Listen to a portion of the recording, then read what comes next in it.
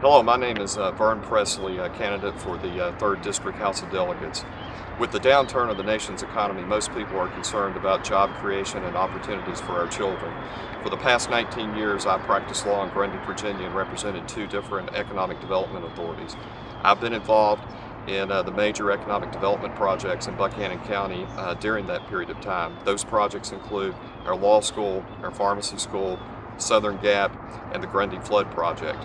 I believe that I have something to bring to the table to the entire district. I want to be able to work with the local government officials here in Tazewell County, Bland County, as well as Russell County, and trying to bring new businesses and opportunities for our children here in the district so that our children can live and remain right here in Southwest Virginia.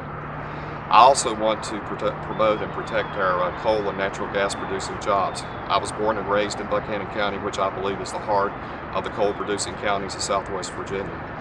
By representing businesses, the coal industry, and coal miners, I understand how important those jobs are to our district and how they protect the middle class and working families of our district.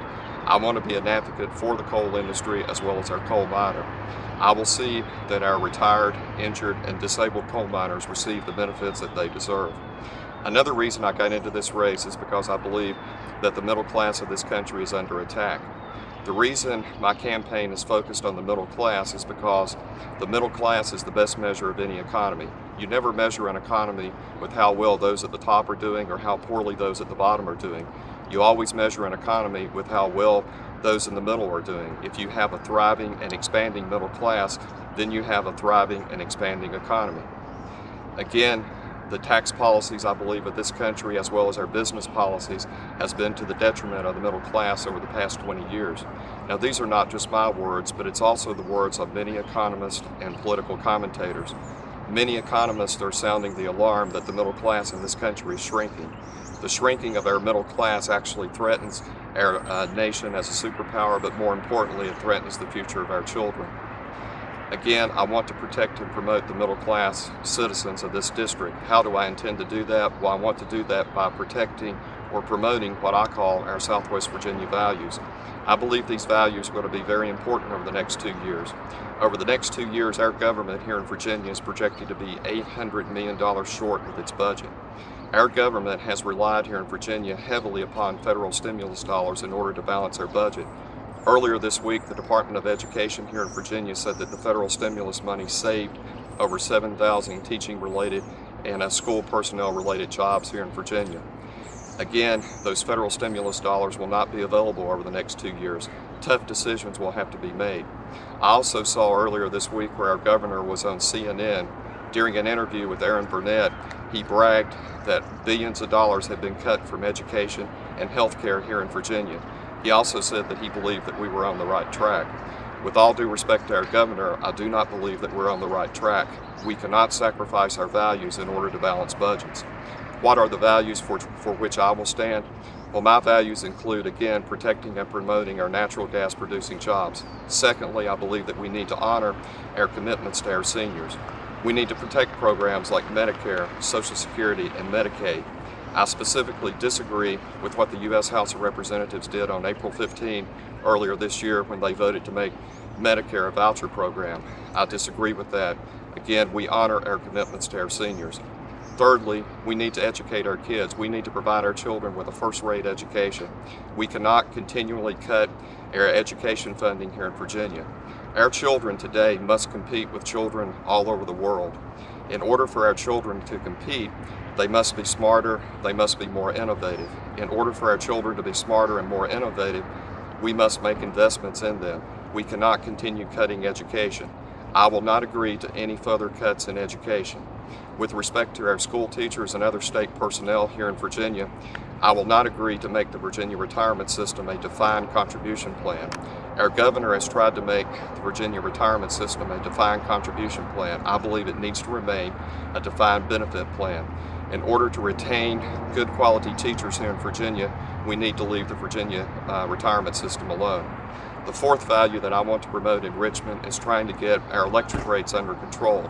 The reason our electric rates are spiraling out of control is because of legislation that went into effect in 2007. The legislation that was adopted by our General Assembly in 2007 allows that our electric utilities will that they can have excessive profits and that they will recover all of their cost. We are the only state in the nation that regulates electric utilities in that fashion. Until we change the law, our power rates will continue to spiral out of control. Our elected leaders must carry legislation to Richmond to make wholesale changes to that law. I'm willing to make those wholesale changes. If necessary, I'm also willing to freeze electric rates until we can address changes to the 2007 legislation. We can't just ask the power company to lower our electric rates. We can't just circulate petitions. More importantly, we can't just say that we're fighting electric rates when we are unwilling to change the law. I'm willing to change the law. I believe the values that I just expressed to you are necessary to protect and promote the middle class, the working families, and the seniors of our district. I believe that protecting the middle class is vital to our country, our state, as well as our district, and I'm willing to do that. The reason I say that the middle class is under attack, when you see and hear that Medicare and Social Security are under attack, then the middle class is under attack. When education funding is cut, the middle class is under attack. When we allow power rates to spiral out of control, then the middle class is under attack. The middle class and working families of this district need a voice. Now, as I told you a little bit earlier, I will not agree to any cuts in education. Then how do I propose to make up the difference? Well, one of the things we need to do here in Virginia, we need to look at the tax credits and tax breaks that we have handed out over the past 10 years in our state. Whenever we hand out a tax credit or tax break, we are in fact spending money. We need to understand that. During the last session of the General Assembly, our General Assembly handed out 17 tax breaks to the tune of $30 million. Those tax breaks went to special interest groups like the movie industry and the wine industry. Most people don't know this, but Steven Spielberg received a $2.5 million tax credit here in Virginia. He also received another $1 million from our governor's Movie Opportunity Fund. He got those monies in order to come to Virginia to film a movie about Abraham Lincoln. As I understand it, Spielberg and his production company will be here about 60 days and then they will be gone. My point here is this: $2.5 million and then another $1 million from the governor's Movie Opportunity Fund.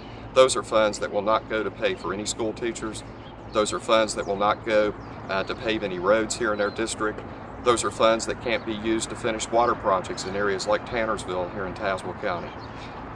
Again, another tax credit that went out this past year, Donald Trump was the beneficiary of that. Donald Trump bought a winery here in Virginia, and he will in fact receive a wine tax credit. My point here is this: if I have a choice between education and a movie tax credit for Steven Spielberg, I'm going to go with education. If I have a choice between water projects and healthcare and giving a tax break to Donald Trump, I'm going to go with healthcare and water projects. Again, I believe that these values that I've expressed to you here today are essential to protect the middle class. If you believe that the middle class is the backbone of this country, I ask that you drop by my website or look at some of my campaign material to see what we have to say. If you believe in the same values that I've just expressed, I ask for your vote and support on November 8th to send a message to both Washington and Richmond that people come first and not politics. Thank you.